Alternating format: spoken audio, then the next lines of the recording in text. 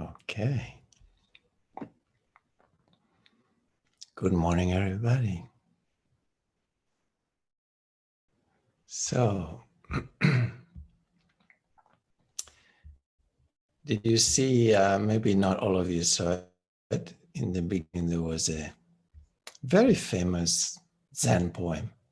I put it as a screensaver.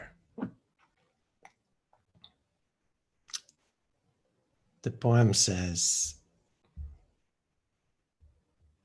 sitting silently, doing nothing, spring comes and the grass grows by itself. By itself. Okay, this is a very famous poem. I'm sure you all heard it one time or another.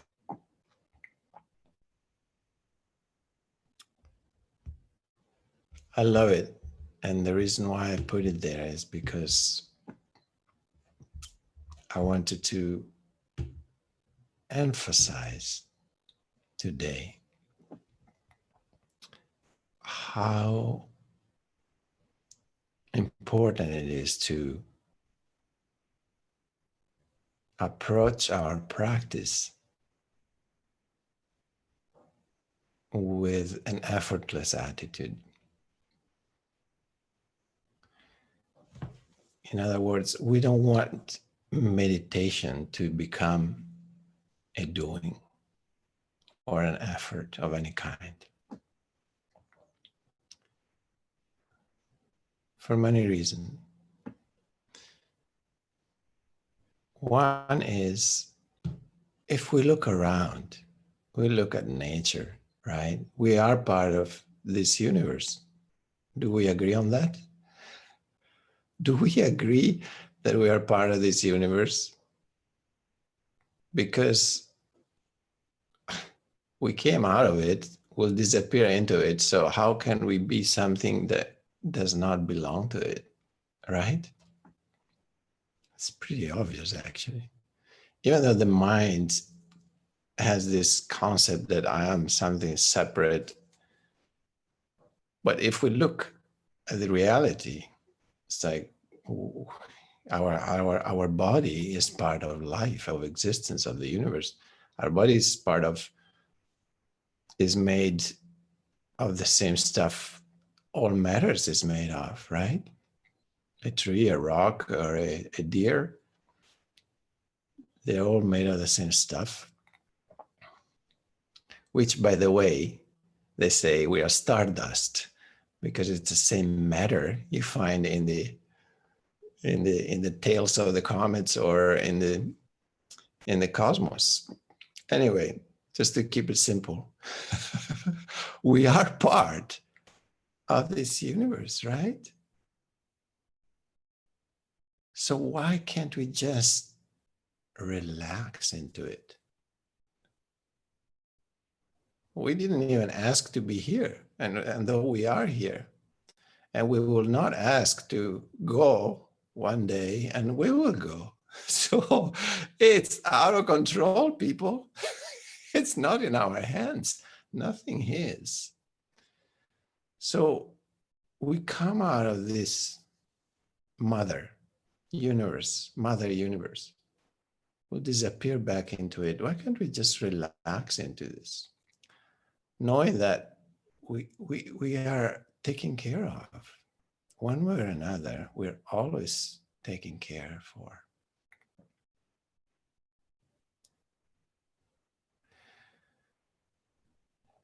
So to bring this deep understanding to our life, it brings a sense of relaxation, feeling that, well, it's not that I have it all under control and whatever happens depends on me, but realizing, well, I have no control whatsoever, actually, because I didn't ask to be here and I won't be asking to be gone one day. So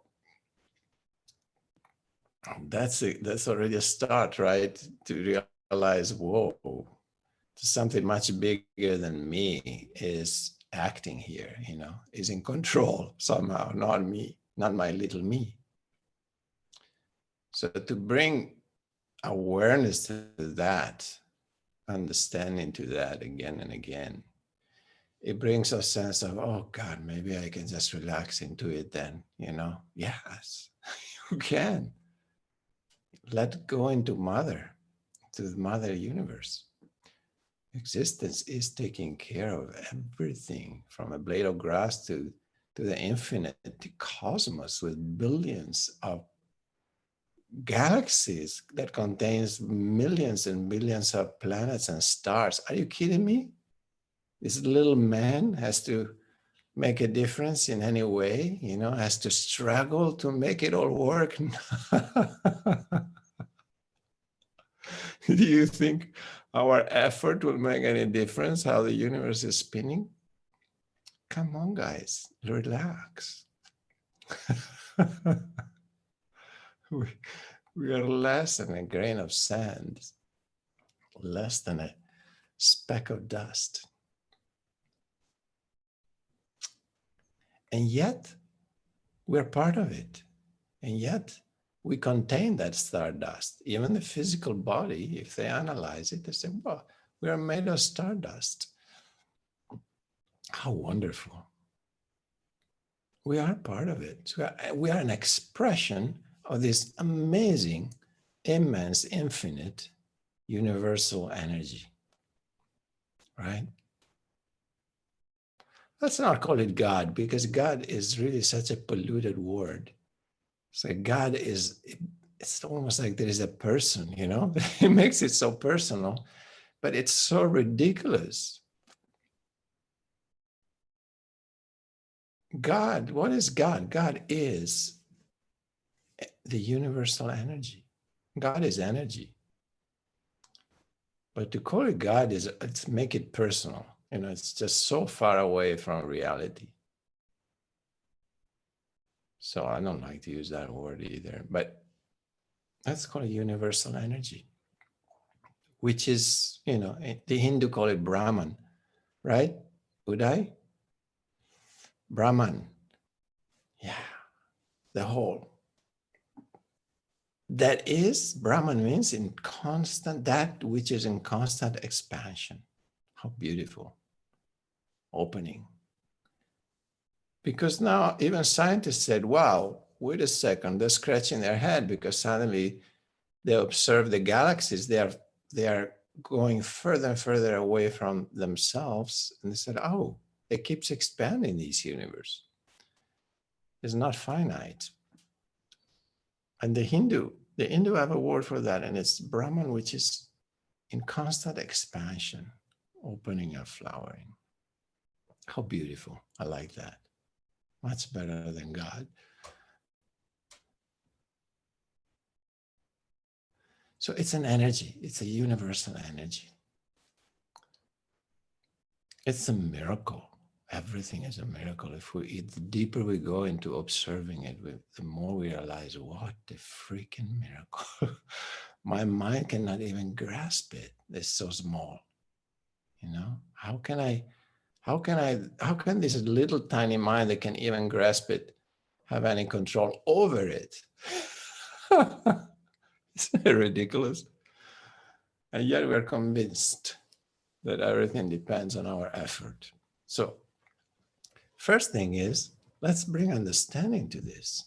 Yeah, simple, almost rational understanding. That's all it takes.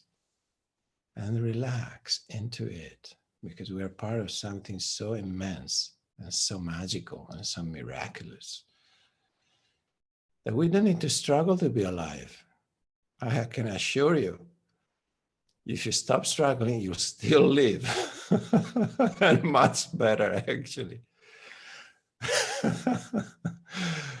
So, what do we do when we practice meditation? We relax into it. We relax into what is.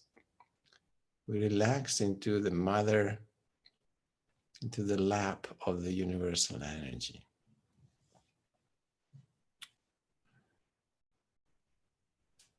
That's the first thing, the first layer of this poem.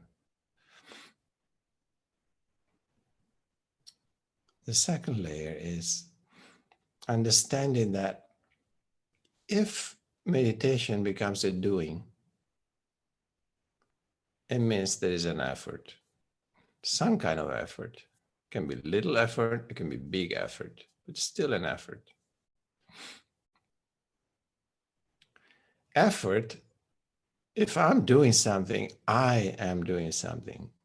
I am doing something. So it's the I, it's still the personal self, is the ego that is doing it. If there is an effort, it's the ego that creates the effort, right? We'll call it personal self if it's less threatening of a word, but it's the same.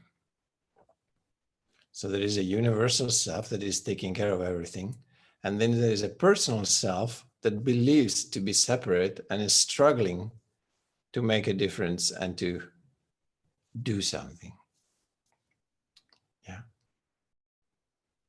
This personal self is living in an illusion, and the illusion is to be separate. So an effort coming from the personal self that is deluding himself already, thinking that it's separate, creates even more strengthening. Yeah, any effort from the personal self strengthens the personal self. So if I have to dissolve into mother's lap, certainly an effort does not help, because the personal self is exactly what needs to dissolve, because it's the barrier that keeps me separate from the universal self, right?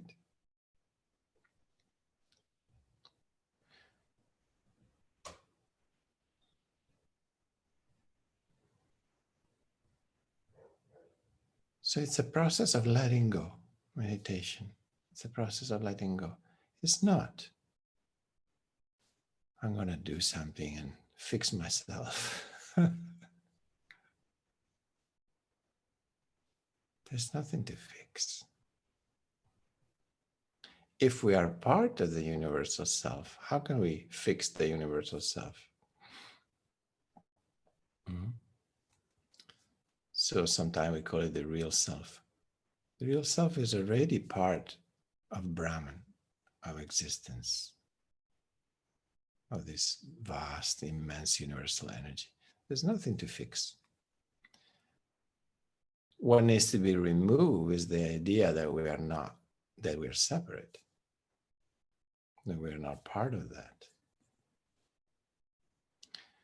So our practice is a process of subtracting, not of adding. If we do something, we are adding.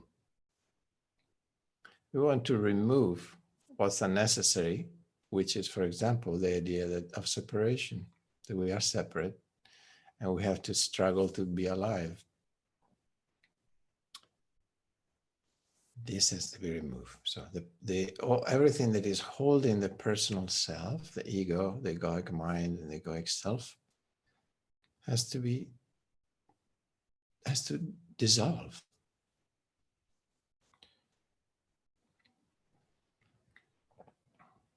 The grass grows by itself. So it's telling you, dude, you don't need to make an effort to make the grass grow.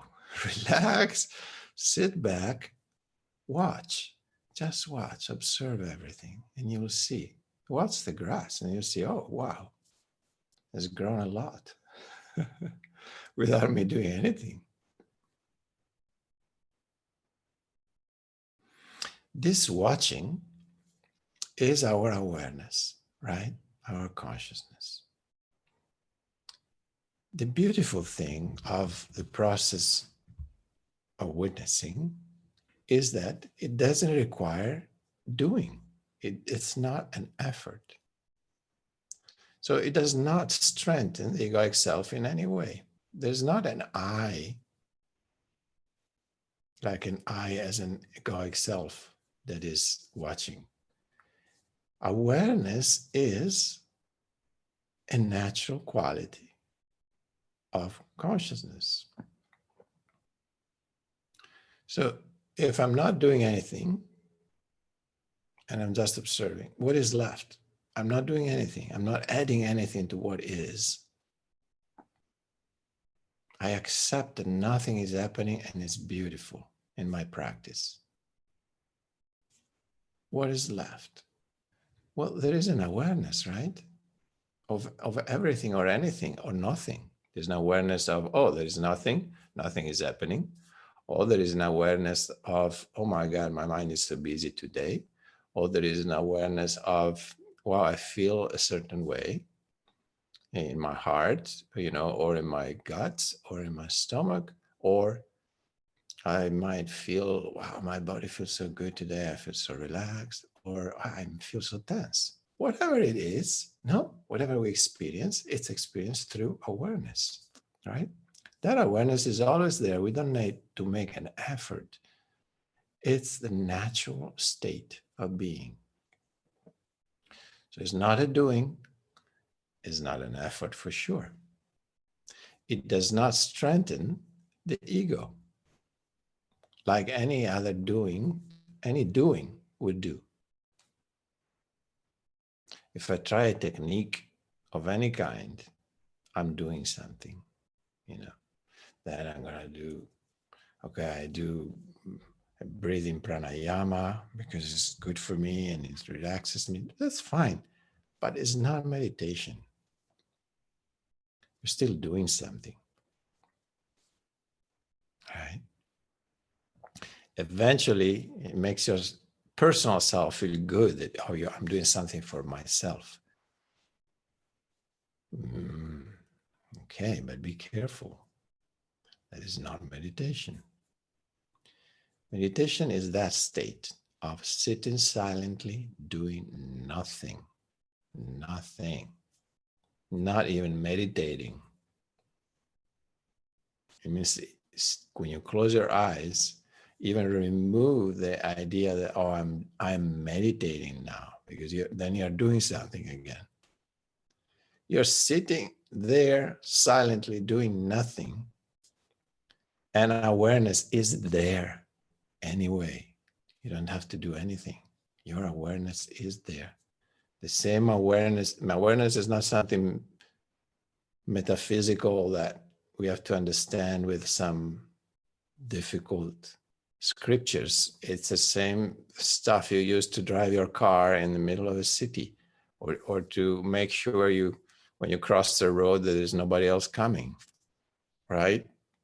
It's the same awareness that we use for functioning in the outer world. We just take it and use it to observe the inner world. It's already there. We use it all day, every moment. It's the same awareness. So there is no need to do anything for it to be there. It's our natural state.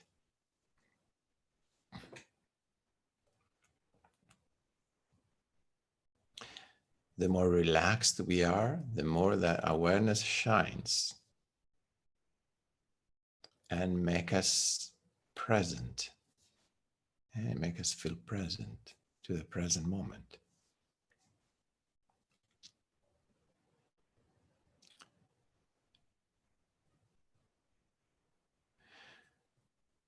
So that's also very important to realize. Any effort, any doing is, I'm just strengthening my personal self, which is what I want to release, let go of, because it's the only layer that keeps me separate from Brahman, from the universal self. The longing we feel in our heart is the longing to reunite. That's all. It's home calling. Hello, I know you're there. This is home calling you. This is the universe. I put you there. Don't forget. You are in the right place, but don't forget that you want to come back home. And that's why we're all here, right? Deep down. It's that call. But you know, the universe keeps calling any moment, but it's always busy. He cannot reach us. It's like toot, toot, toot, toot. Oops, nobody home. So we are not home. We are always somewhere else, right? Thinking this, thinking that, the past, the future. Home is the present moment. So when we are finally present moment, maybe the line gets free and existence can reach with that call, you know? It's like, oh, suddenly it's not busy. Even for a few seconds, it's precious when we are present, when we are completely present without doing anything. Because now we can hear the call. We can hear existence calling. But we have to be completely still and very silent, because existence speaks in a whisper sometimes. So subtle, so subtle. It's formless in many ways. The call is formless. So we have to be very quiet to hear it. The more silent we are, the more we hear. That's with sounds too, isn't it?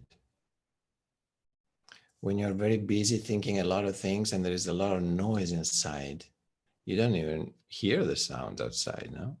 And then suddenly you become quiet. Even in our practice, it happens, no? In the moment where suddenly the mind, for whatever reason, stops spinning and everything for a moment stops. And suddenly it's like, oh, wow, that beautiful crow calling, you know? Or some sound. Every sound becomes present and magical and beautiful. A dog barking in the distance, or the sound of the wind in the trees. Everything's like, oh, wow. But a few seconds ago, I couldn't hear it because I was so lost in all the noise inside of my head. Those are precious moments when everything stops, right?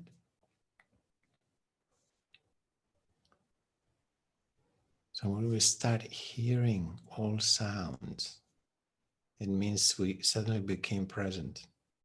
It's a doorway into the present moment, no? That's why we use listening as an anchor, the third anchor, no? So when it's silence, the more silent we become, the more we hear. And not only we hear sounds, we hear the call of existence. We hear something else that we do not hear normally because we're too busy trying not to be here.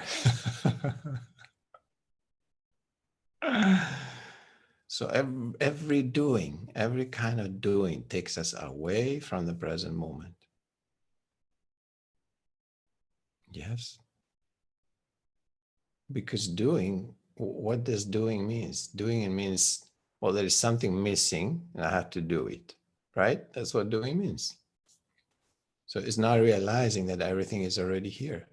It put us in an active mode, which is great in everyday life, right? There's many things that needs to be done, practical things. Nothing wrong with that. It can be very creative, our doing too. It's beautiful. But now our practice is releasing all doing. Just say, okay, for this half hour, for this hour, whatever it is, I just release all doing because everything is here already. And through that letting go, I allow my personal self to become thinner, less present. And the thinner it gets, the more I start perceiving the call. The more I start, when that layer is gone completely, then the personal self is dissolved and my essence is again connected and dissolved into the universal self, which is the blissful state that the sages and the mystics have always described, right?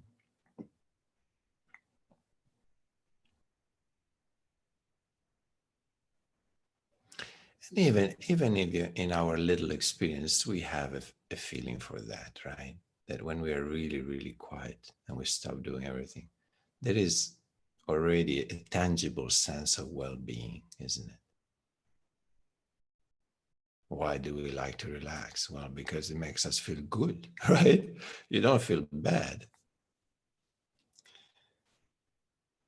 And this relaxation does not take any energy. That's another thing to understand.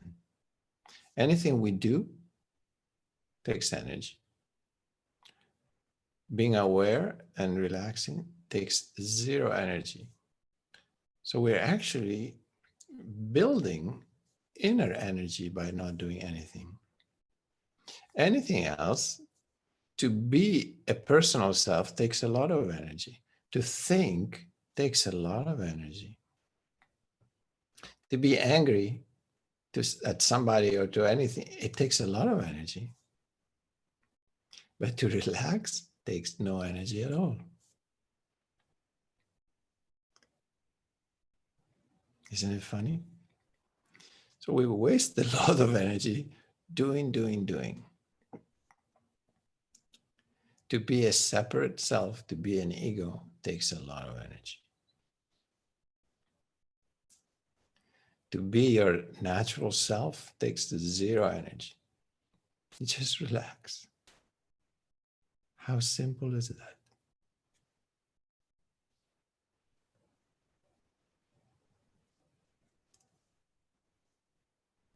Sitting silently, doing nothing. The spring comes and the grass grows by itself. Ah, what a relief. Oh, thanks to existence, I can relax.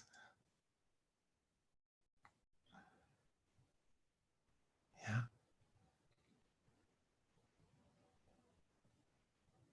So remember that, bring that quality in your practice more and more. Don't forget it. Anytime you catch yourself with just the idea that you're doing something, release it. Keep coming back to letting go. Let go, let go, let go. Let yourself fall into this present moment like a baby.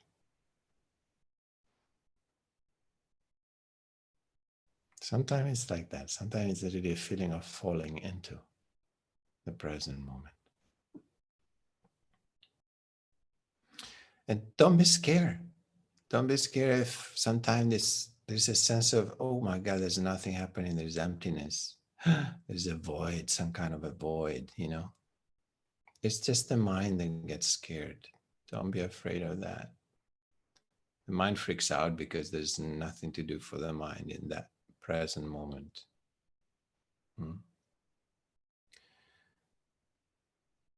So see if you can today tune into that space where you feel nothing is happening. And when you catch it, yeah, there will be stuff going on first. There will be thoughts. There will be this. Oh, I'm going to feel my body this way, that way. It's okay. But then at a certain point, there is a moment where you feel like, oh, okay, this silence, stillness, nothing is happening. Enjoy that. Just try to penetrate that moment, to stay into that. Let yourself go into the space where nothing is happening. And cherish it. Cherish it. Because that's the moment where we're out of time and space. We are just here and now. That's where existence is calling us. When it's the only place where we can hear that call. We can actually answer the call. We are answering the call when we are able to let go into that space where nothing is happening. That is the answer.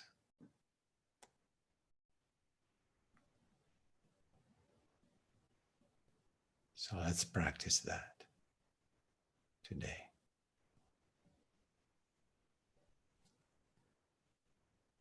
Find yourself a comfortable position to sit.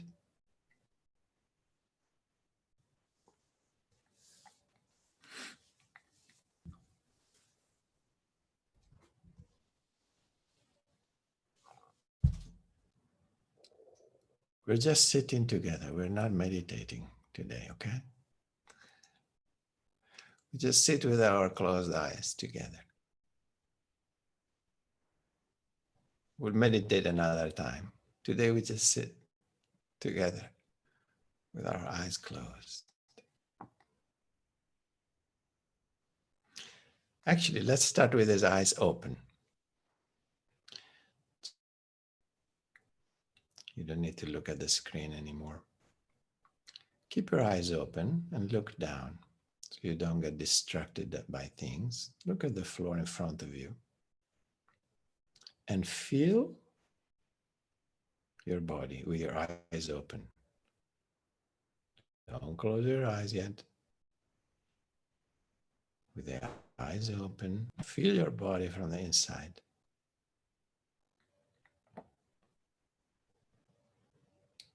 Notice how, oh yeah, I can actually feel myself. I can feel my body. I can feel the inside even of my body with my eyes open.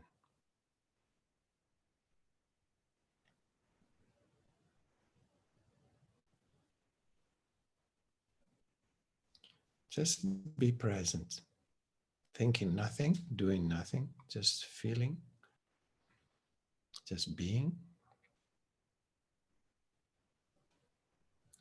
And then when you're ready, very gently and slowly close your eyes.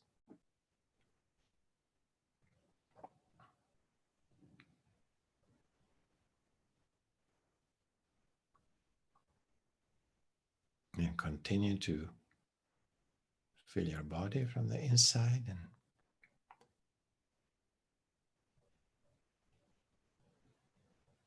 starting to just let go of any little tension that the body might still carry.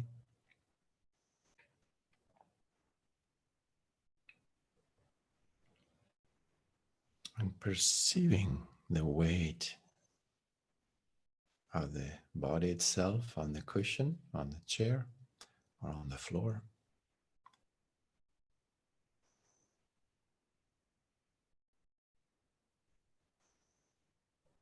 How are you sitting? How is the body sitting? You feel the weight on your butt cheeks. Feel that. Do you have more weight on the left or on the right butt cheek? Or is the weight in the middle? Feel that. And if it's on one side more, see if you can bring it in the middle.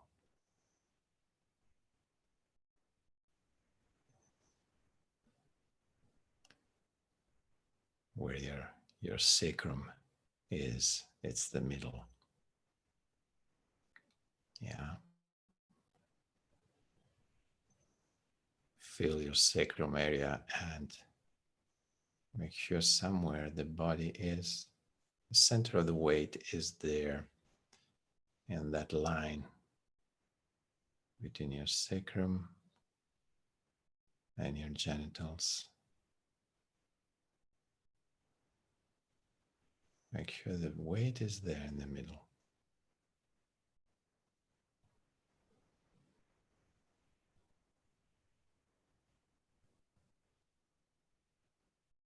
And let yourself sink into the floor, into the cushion, as you let go into relaxation more.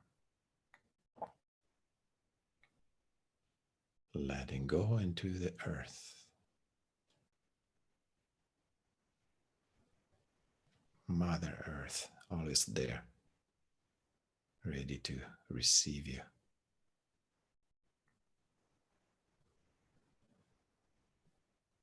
You can be just like a baby, letting go into the mother's lap.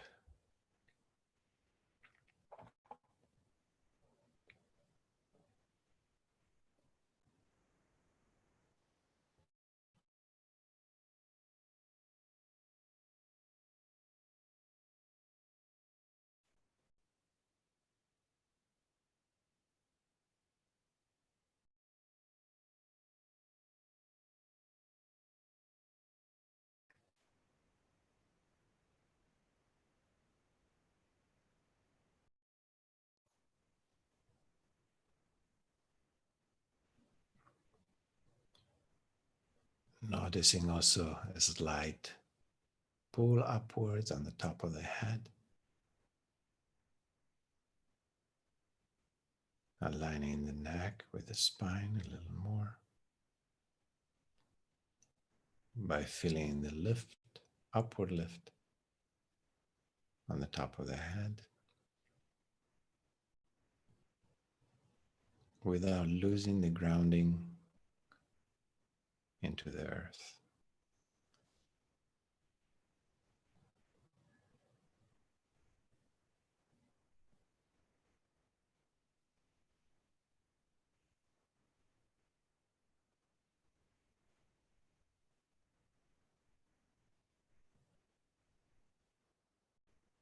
In this way, we sit in perfect balance between sky and earth. Right in the middle, we observe anything that is experienced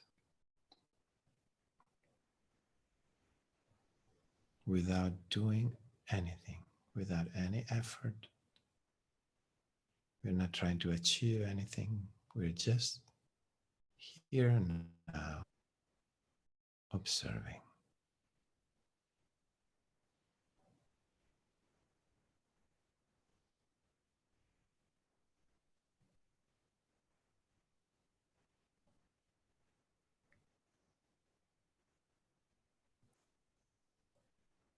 Knowing that we can let go completely into this moment.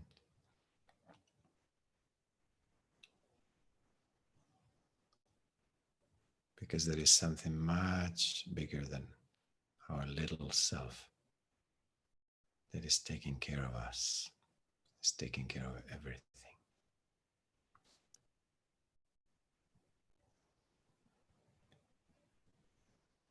It's making the whole universe spin. An immense, benevolent, loving force.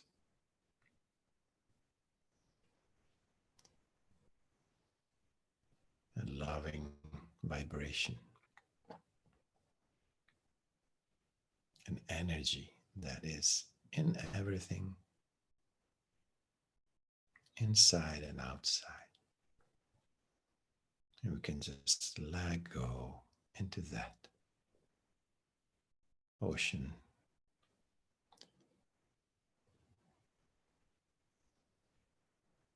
In that oceanic universal energy.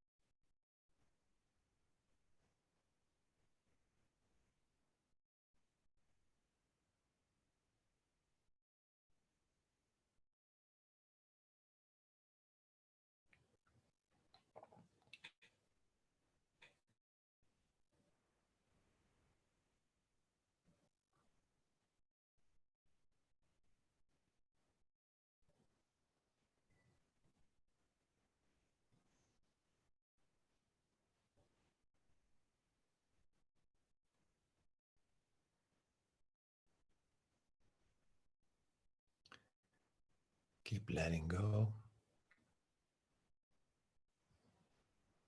and dissolving.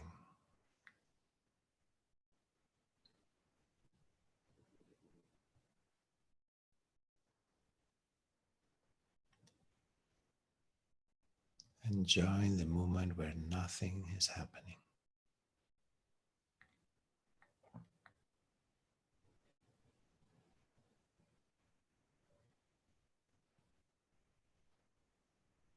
Resting in that.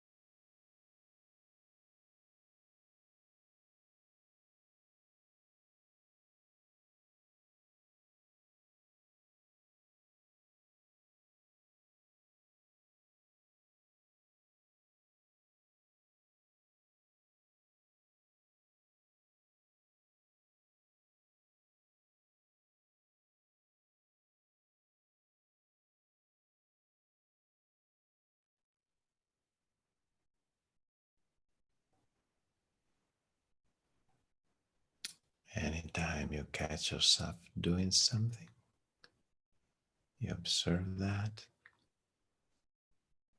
and you let it go.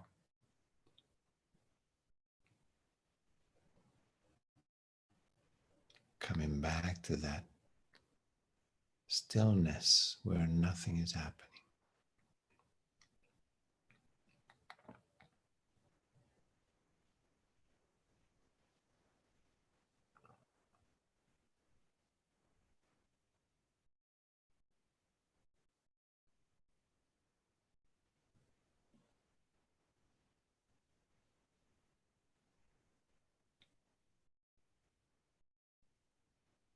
Remembering that being aware, it's not a doing.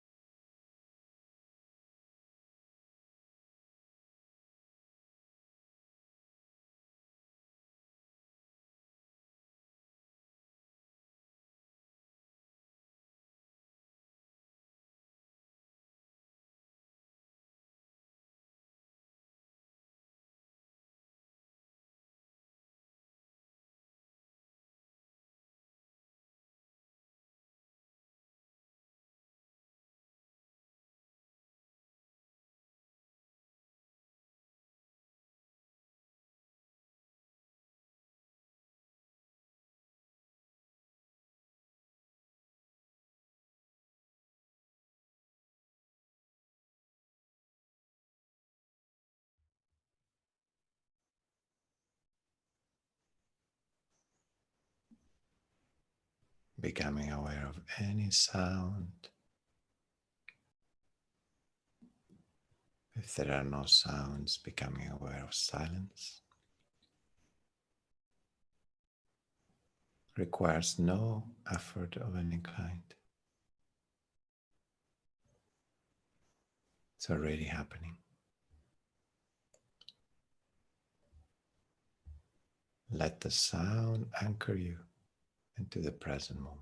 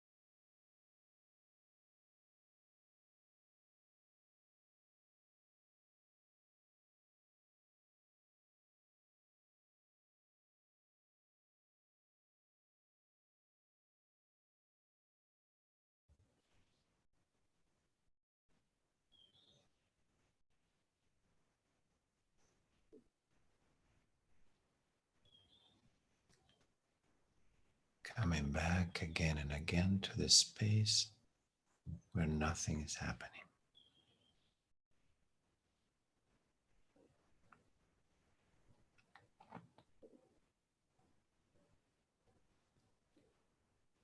Where there is no doing whatsoever.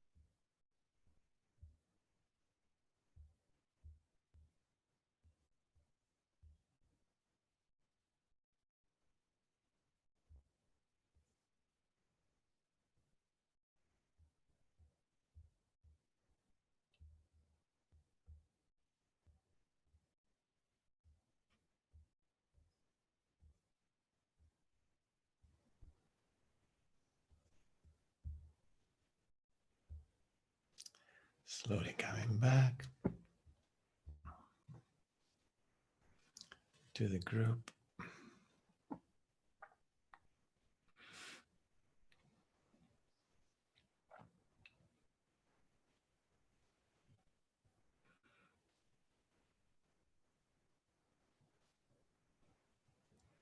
Yeah, no, we could have sit a little longer today, huh? It's like, what? We just started. It's already over.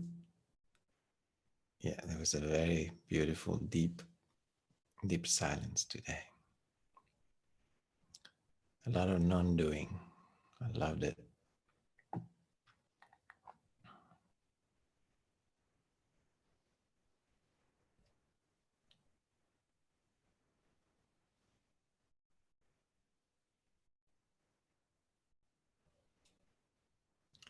It's good. It's good to have this taste. You know, you can go back to this anytime. You have a lot of hours in a day. So you can cut some more time for your sitting.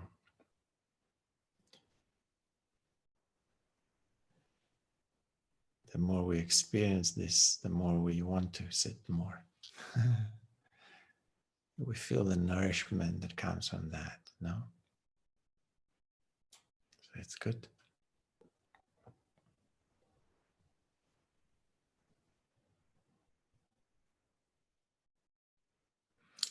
So I would like to leave the space for any sharing if somebody wants to share something.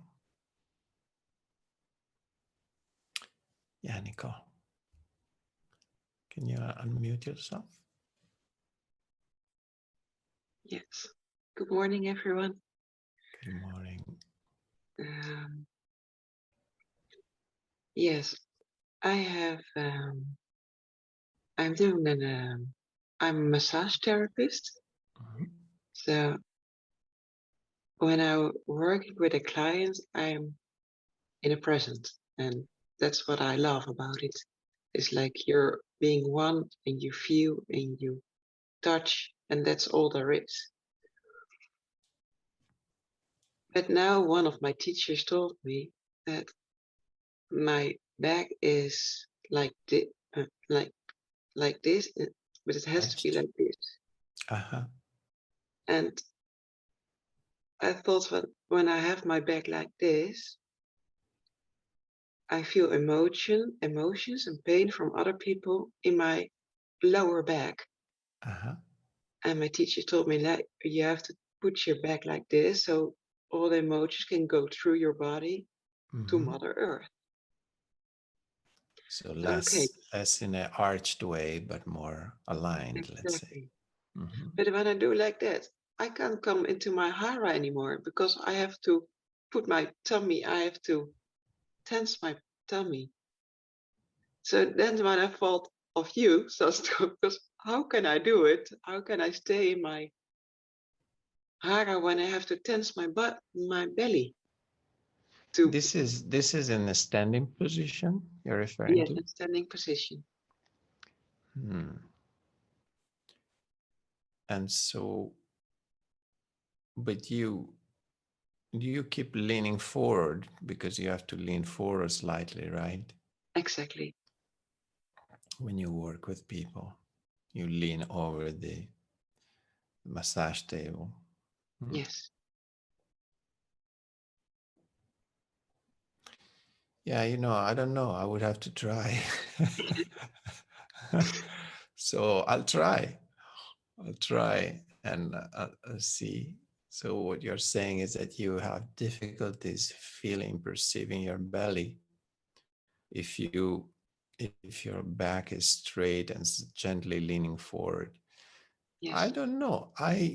Because when in the sitting position, um, actually we're gently almost leaning forward too when we sit. Hmm. Um, and that I don't have any problem to feel the belly. So I would have to try standing and see what it feels like. Okay. Thank you. Yeah, because when Mm. I'm sitting down, I have no problem at all. And so you feel actually that if you arch your lower back a little bit more, then you feel your belly more. Is that what you feel? If I stretch my back like this, Yeah. then I have to tense my belly to get this position of my back. Because when I lose tension in my belly, my back is like this. Yeah. So I really have to tense my. And when I sit down, like with just now, my back is like okay, and my belly is relaxed, and I can feel. But when I stand and doing my job, it's difficult to Yeah. hold on. Yeah. Okay. I would have to try and see if I have any tip for you. Okay, thanks.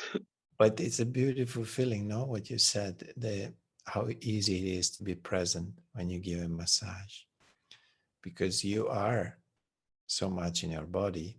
Just the fact that you perceive, oh, I can't quite feel my belly, it means you are very connected, obviously, to your body.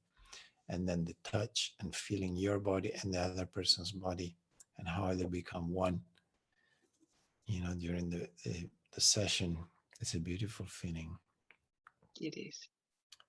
Yeah, it's a beautiful meditation to give a massage as much as it is receiving it.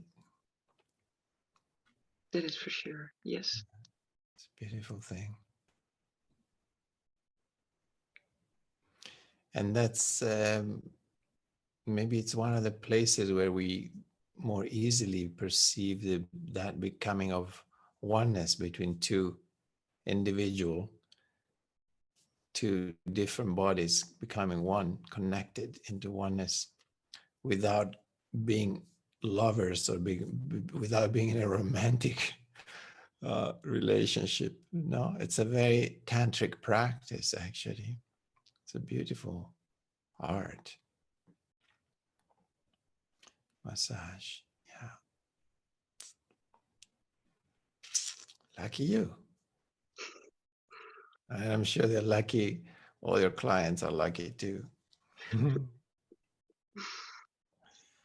Yeah. Thank you for sharing that, Nicole. Thank you, sister. Yeah. Yeah.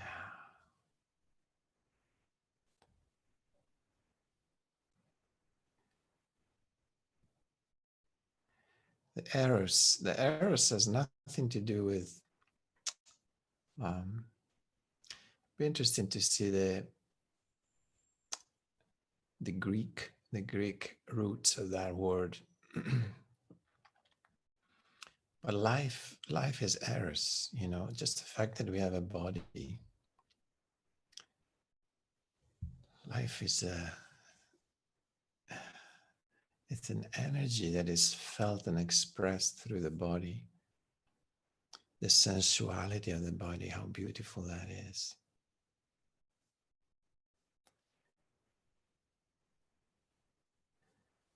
Eros is life force.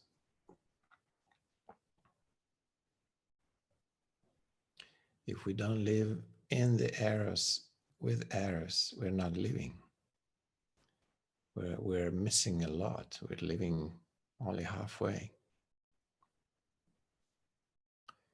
So to be really in the body, to express that, to be sensual, it's part of life, expressing and feeling this life force. Unfortunately, there's been so much repression of this side of being alive. Most religions have repressed that, for example,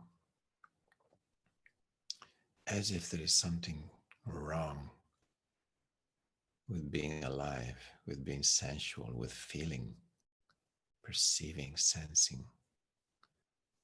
But that's exactly what we need to do, to be more and more alive, more and more sensual.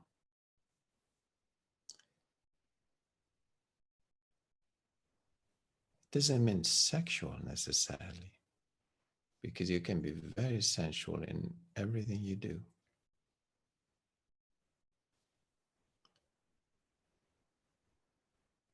Hopefully, you're sensual when you're sexual too. I will hope so, because otherwise, it's no fun.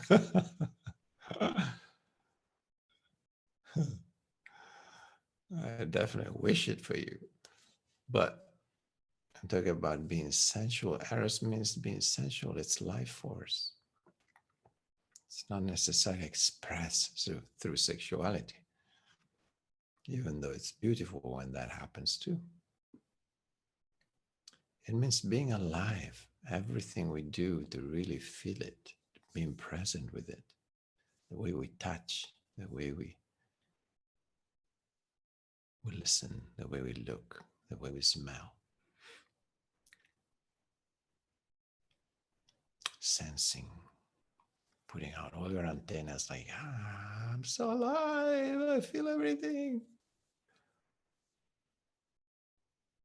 Yeah, very, very important. Enjoying life through senses too. Otherwise, why do we have a freaking body? We could be here without it. Yeah. Enjoy this beautiful miracle to have a body.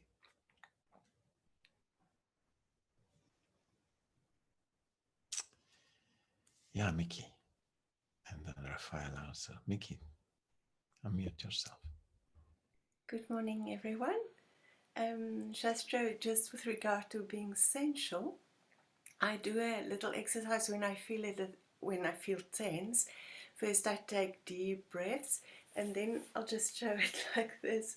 I caress myself like this, and take deep pleasure in just doing this. And both hands. It's ticklish, but it's so relaxing, and then you can go the other above as well. Yeah, so it's really simple, but yes, very nice. Yeah, sometimes that's what mothers do to babies, no? Yes. Just that gentle touch, just stroking very lightly on their skin, and the baby's like, they totally relax. Yeah. Thank you. Nice. Thank you for sharing that. Rafaela, did you want to share something? Yes, thank you. So thank you for the meditation. I was feeling, do you know when you are hiking and then you put your boots away and you are making, it's great, the foot are feeling air, and then at the end of meditation, it was when I had to got back to my body, I was feeling like I have to put my shoe again. Oh. Yeah. It was, and it I really feel self of my cellula Yeah. cell Yeah, the was cells. breathing. Thank you very much. Yeah. But I have a questions because when you say to this inside place, when I am in contact with myself, I'm feeling my center in my heart. In your heart? Yeah. Yes. Yeah. And not in my Ara center. I think that because of my childhood, I don't have any roots, and for this reason I'm trying. And I know that when I have a big intuition, when I know what's important or not, I'm feeling in the heart center. Okay. In the balance, yeah. But the center of myself, for me, when I'm feeling it, it's my heart. It's Yes. not my arm. And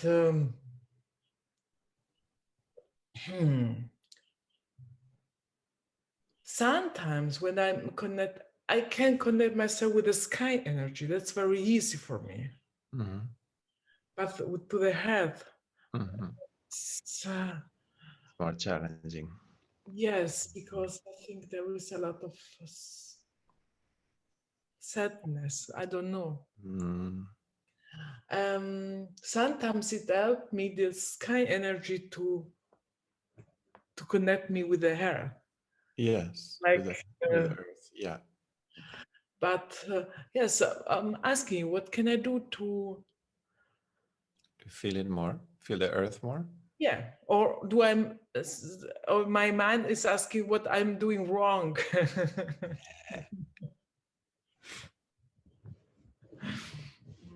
Yeah. Well, first of all, it's correct what you're saying that when you feel, when you're in your heart, you feel, you're more in your feelings. That is the center of feelings, in fact. So that's why uh, love is felt through the heart, for example, no? So it's more in the chest area.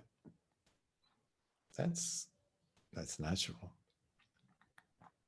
But when there are no feelings and there are no thoughts, it's more likely that we rest in our belly, or it's easier to feel the belly. Now, it doesn't mean that you're not perceiving everything else in the body too. Everything can be perceived at the same time. Yeah, but we just know that it helps. We can use it as an anchor to bring the attention to the belly, to feel the breathing, the deep breath that reaches the belly. It's a way that it's easier to ground oneself into the present moment. What's interesting is what you briefly mentioned, and I think you already know what you need to do, is that going deep in your belly brings up some deep emotions that are locked in there. Because also the belly, it's a little symbolic of the subconscious, isn't it? Remember when we looked at the, I think it was a session or 2 sessions ago, we overimposed the triangle and the body figure in the vertical dimension. And we were looking at, okay, we start, I mean, the head, obviously the thoughts are the most obvious thing. And then you go down deeper, you have feelings and moods and emotions. And then deep down, there is a subconscious, which is,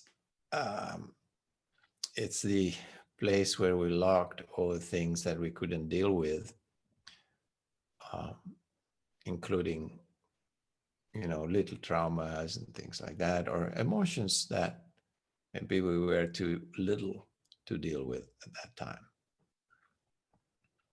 So naturally, to go deep into ourselves means accessing more and more of the subconscious. It just pops up. The more we go in, deeper in, the more we start feeling things that come out of the darkness. And they are not always pleasant, and they might be a little scary. But if you don't judge them, there's nothing scary and nothing unpleasant, actually, because tears, for example, are amazingly beautiful.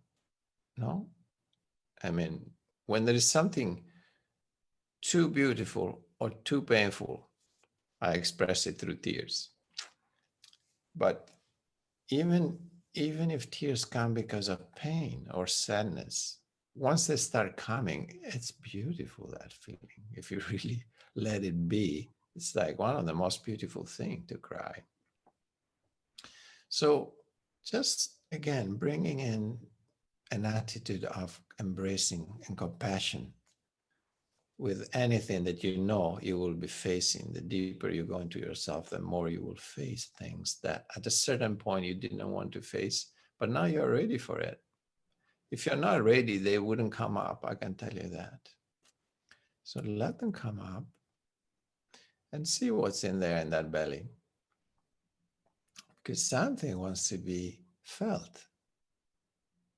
And it's only going to make you feel better. I can assure you that.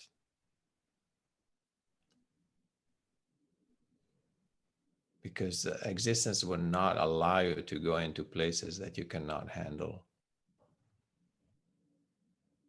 But they need to be handled sometimes, especially if you have deep traumas, a little bit at a time, with gentleness, with compassion and love.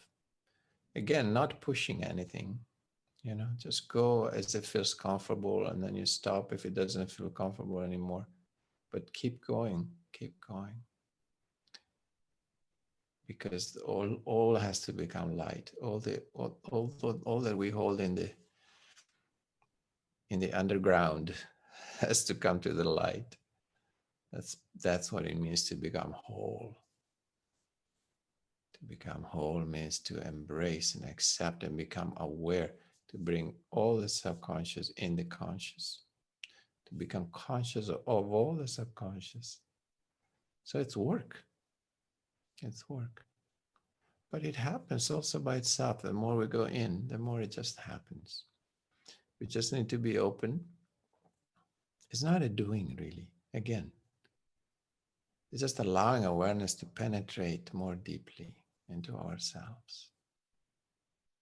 The awareness is already there. We just have to let it go in, open the gates. Yeah. And so it could be possible. So what I understand is that I'm getting in contact with my aura center, and feeling are coming, and I'm feeling them in my chest, in my heart center. What is the question again? If I, it's not a question. Did I understand? So, because the feeling I'm feeling, yes, I'm feeling here. Okay. Mm-hmm.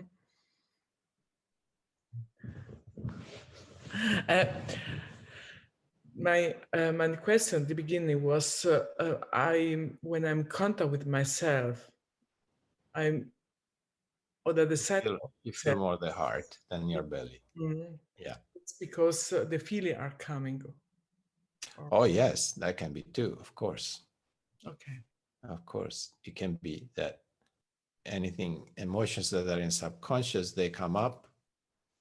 Let's say they visually, we could say, oh, they come up from your belly, for the deep down, and then they flood your heart, and then you feel suddenly a sadness that was locked in there for a long time, and a lot of tears come. At that point, they reach the heart because you let them come up and you express them through the tears, through the feeling. So the heart area is very active. That's correct. Sure. Thank you. Yeah.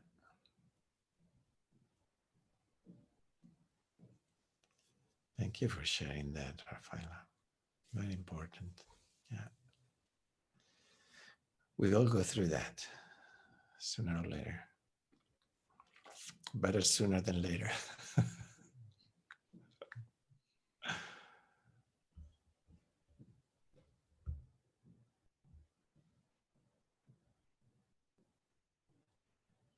Anything else that wants to be shared?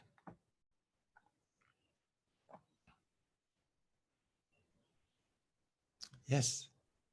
Divyam, I don't know if Divyam is your name. I see Divyam on. What's your name? Hi, my name is Vishakha. Vishaka? Yeah. Beautiful.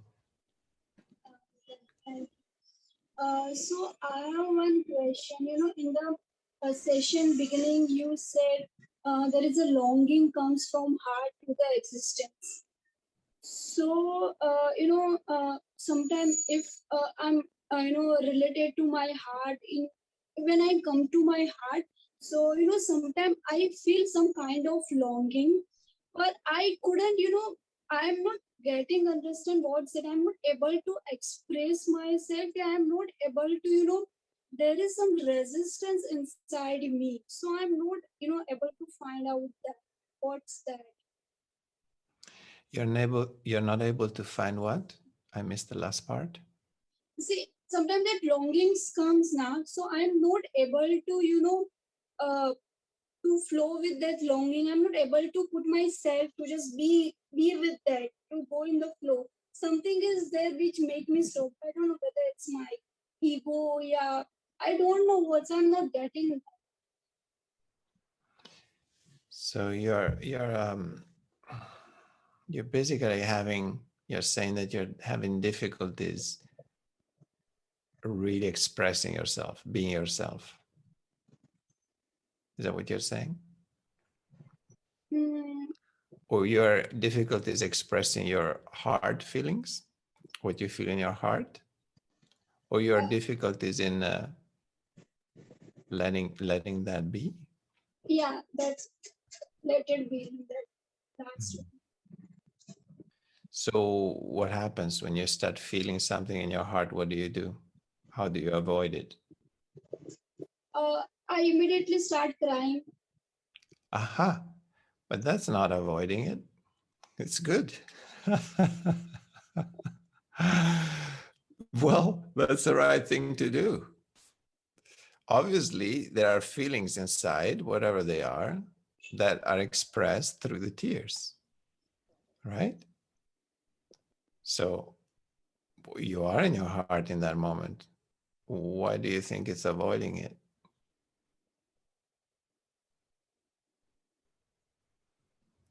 To let yourself cry is letting it be, isn't it?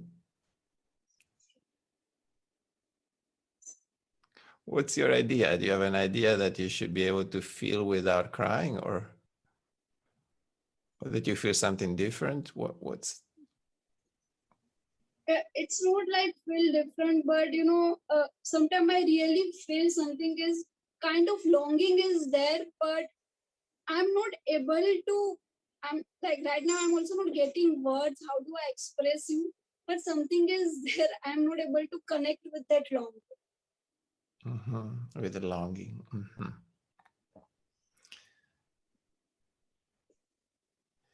Well, to me, it seems like if you're letting the tears flow, you're connecting to that feeling, whatever that feeling is. Because tears are beautiful expressions. Deep is the deepest expression of feelings, actually. Laughing is beautiful, but there is no comparison to the depth of tears. When something is overwhelming, it can be overwhelmingly beautiful, that it brings you to tears. That's the maximum expression of that physically. Sometimes there is nothing else you can do but crying. For example, when my master left the body, just being there in that moment together, and the overwhelming gratefulness that I felt, I have no words to express it. It was just like nothing could express it, but I just couldn't stop crying. It's just like when there is something so deep that you can't, there's no other way to deal with it but crying. That's a beautiful thing. So I love tears. Personally, I think it's one of the most beautiful things you can do is to allow yourself to cry. It's the most beautiful, it's the highest expression. You don't need words. There's no words that can express what tears can express. No way. So tears are one of the most beautiful things that can happen. Expressions, one of the most beautiful expressions, the deepest. So don't worry, you're on the right path. Keep crying. Let yourself cry.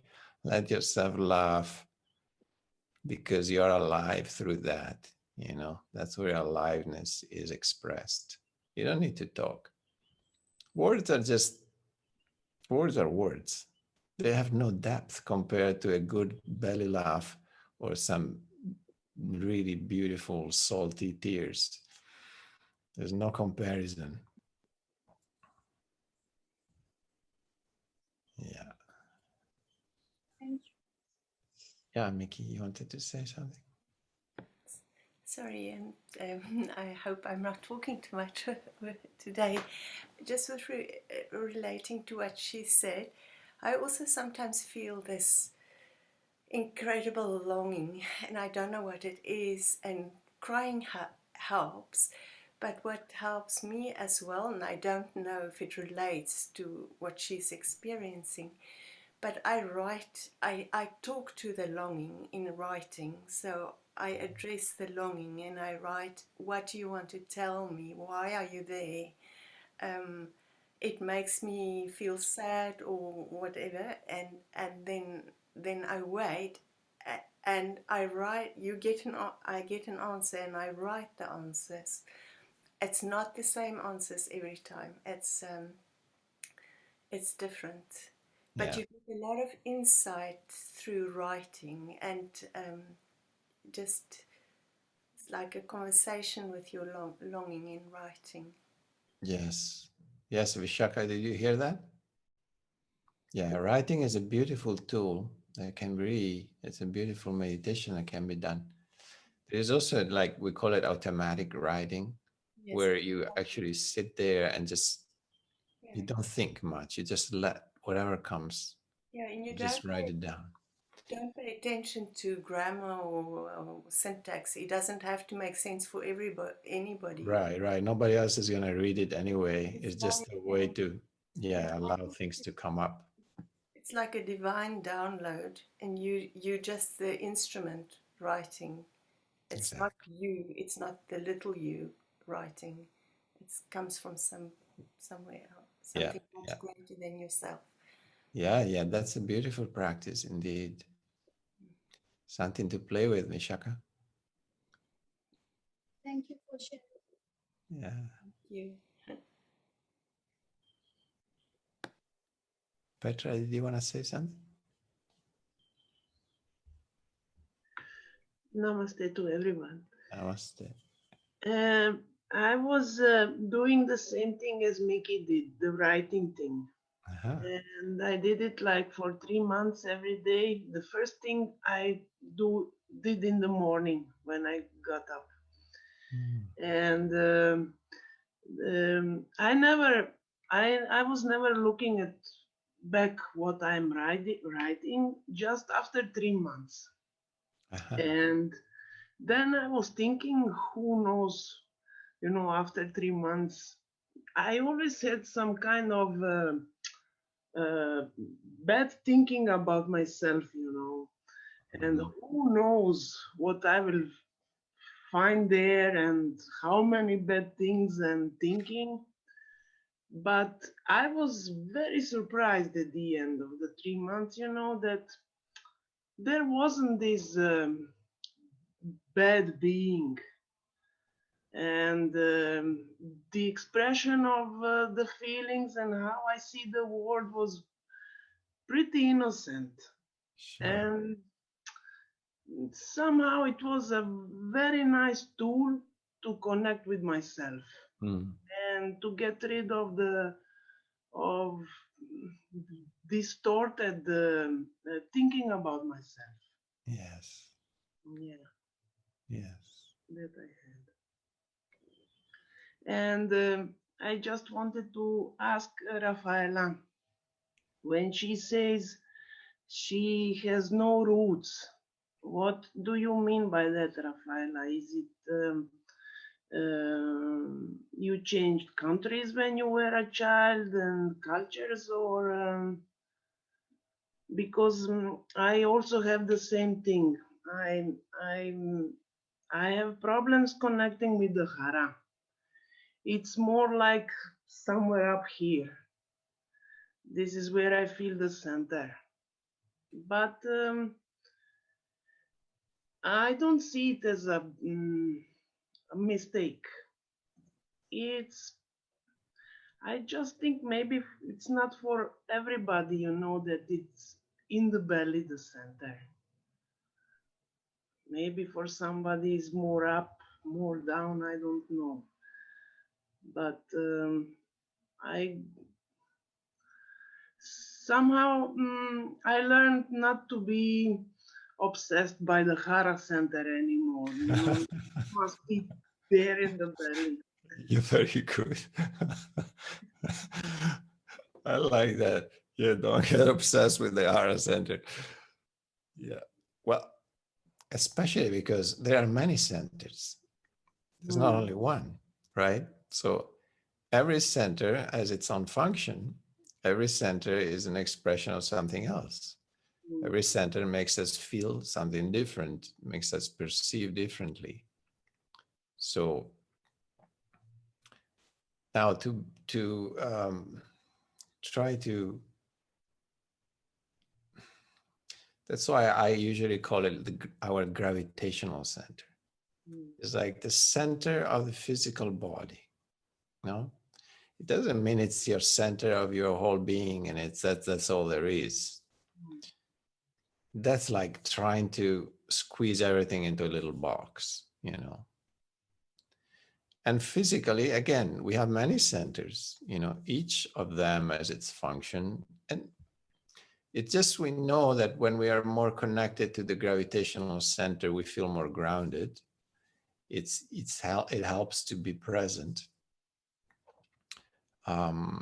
It can be the seat of many subconscious memory and emotions, you know. So it's definitely worth exploring that. And we know that when we are completely relaxed, for example, when we sleep, we breathe through the belly. So it means that naturally, the more we relax, the more we tend to relax that center. You know, the diaphragm relaxes. It's a sense of relaxation, and it brings a feeling of deep relaxation when we breathe in the belly. So something to use to take advantage of. It doesn't mean you have to be only there, though, or that. Definitely, as Petra says, let's not get obsessed with the hara. It's just part of a whole system, which is very multifaceted. Yeah, it's just one part. Yeah. Thank you. Yeah, Rafaela. No, you're muted still. Yes, I was changing country. From Italy, I was coming to Germany. But I think that there was the way where I can find my roots. I think that a lot of this rootless was because as child I couldn't experience to be loved. And get in contact with my belly let me feel a lot of loneliness. Yeah. But that's good because I'm embracing the little Rafa, and that's nice. And the experience that I'm making sometimes is getting in the Ara Center, that I'm feeling as a child of a universe. Beautiful. That's the feeling of getting hold. Yes. Not what we have. That I'm working about this, but yes. Yes. Sometimes migration or the change in the country helps to find ourselves. Mm-hmm. Yeah. And it's true, you know, love is food for the soul. It's a fact. And all of us in different ways, at different degrees,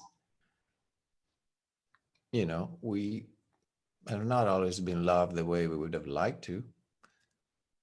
But that doesn't mean we cannot love that part of ourselves now, because now we are grown up. And so we can bring that love to ourselves, whatever is missing. But again, to bring it, you have to open the gate. And when you open the gate, there might be stuff coming up. We have to allow ourselves to feel that first. It's inevitable. So if there is sadness, loneliness, whatever it is, we just let it be, just feel it. Let yourself feel it. And then we can go deeper, because everything that is felt, it gets integrated into the conscious, becomes conscious. And then we can go deeper. And then something else wants to be integrated. Good. Then we feel, we deal with that. And then that gets integrated. Then we can go deeper again. Just keeps going. Beautiful process. Through feeling, through accepting, through lovingness towards ourselves, through compassion towards whatever we feel, embracing with compassion and love anything that comes up. It's a beautiful process.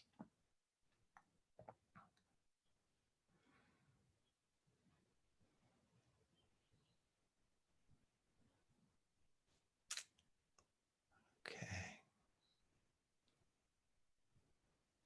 Anything else?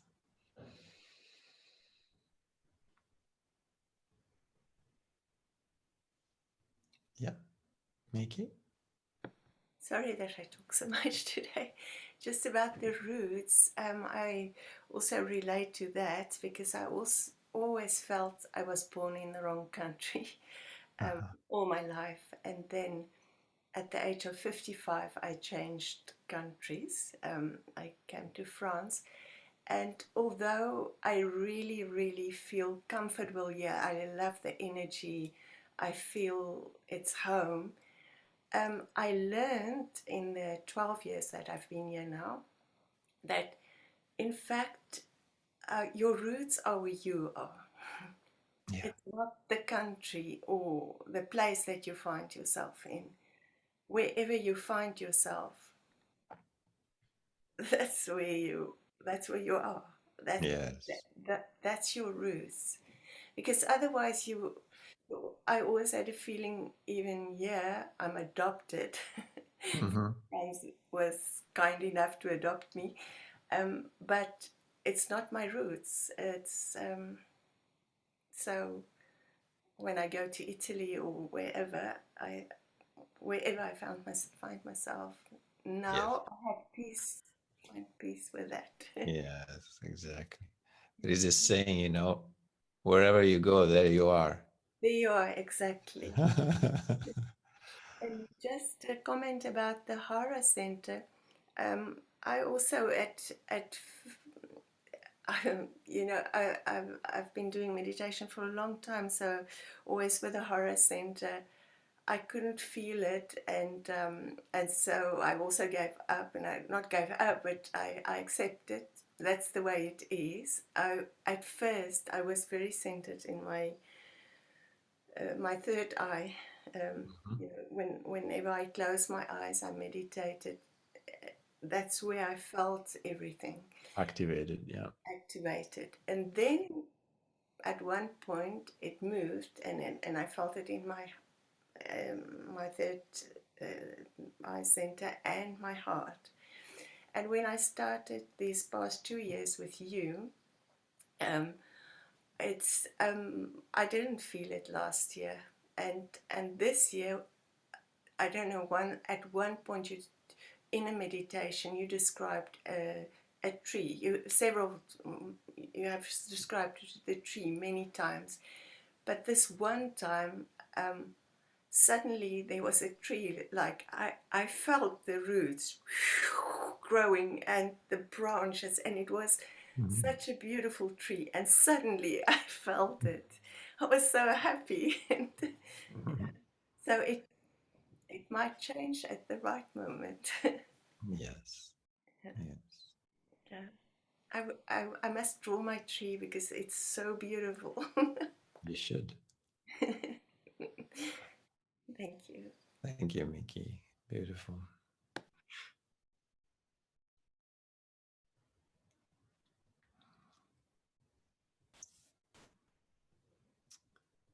Very good.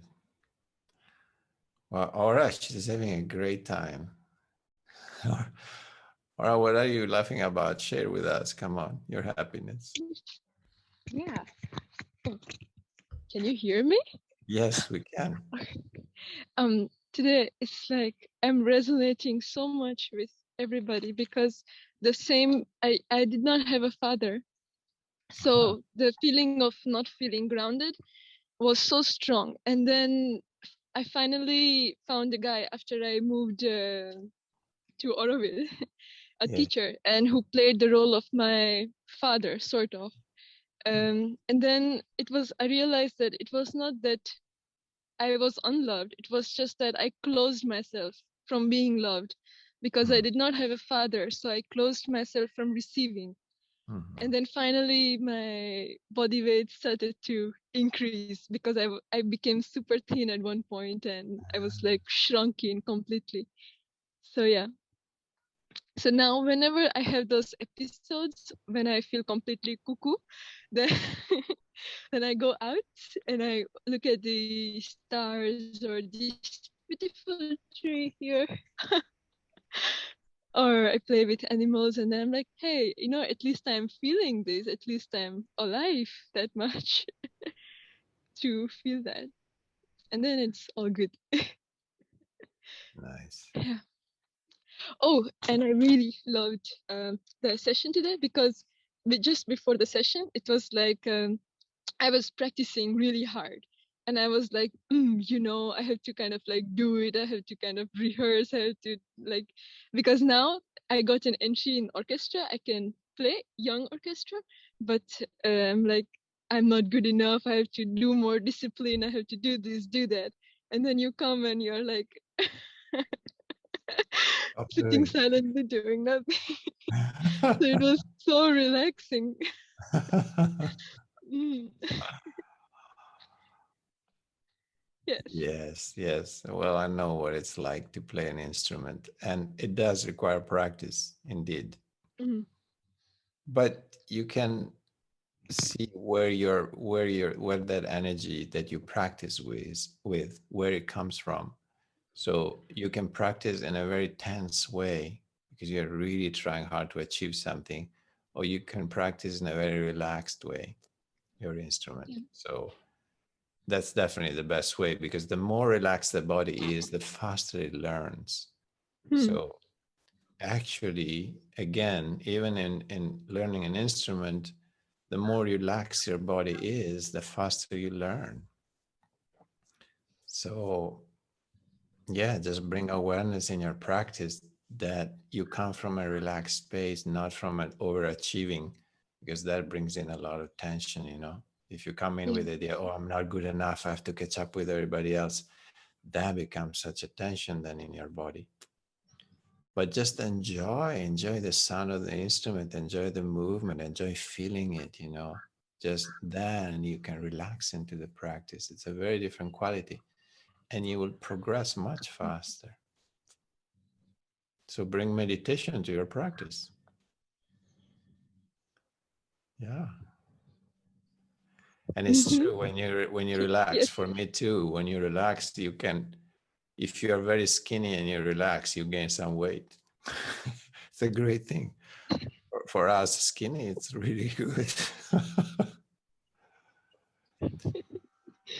Yeah. And a message to all, let your belly relax. If it sticks out a little bit, it's beautiful.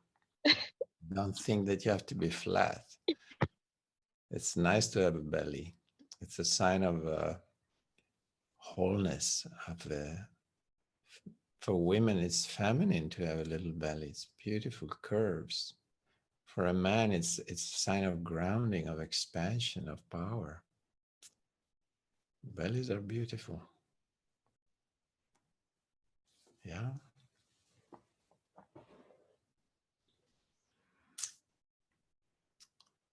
Good. So you girls Aura you're in Oroville now, right? And Divyam, where are you girls? Divyam, where are you, Vishaka? Located? We are in Mumbai. Mumbai. Okay. And Uday, where are you in India? Sorry, I'm in Mumbai too. Oh, okay. Sorry Good. again. We have center. Mumbai is a little shaky of lockdown. Still in lockdown? Yes, they've relaunched it. That's how I put it. They've relaunched. Yes. It's crazy. All right. Really great. Well, you can always go to Oroville if you want to feel a little more relaxed. But your sessions are equally relaxing. Absolutely. This is our Oroville, weekly Oroville here. Absolutely. Well, it's nice to have you with us, Uday. We don't hear much of you, actually. Probably it's the first time we hear his voice. It's very nice to have you with us.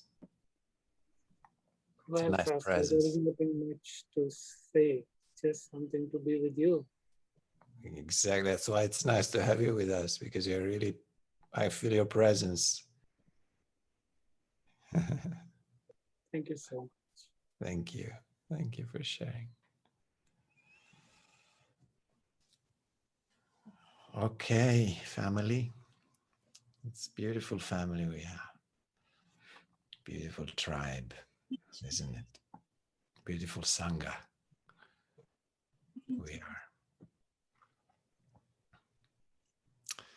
So I close it here, sending much love, and we'll see each other next Friday, inshallah. Kisses, hugs to all of you. Much love and namaste. See you next. Keep crying and keep laughing.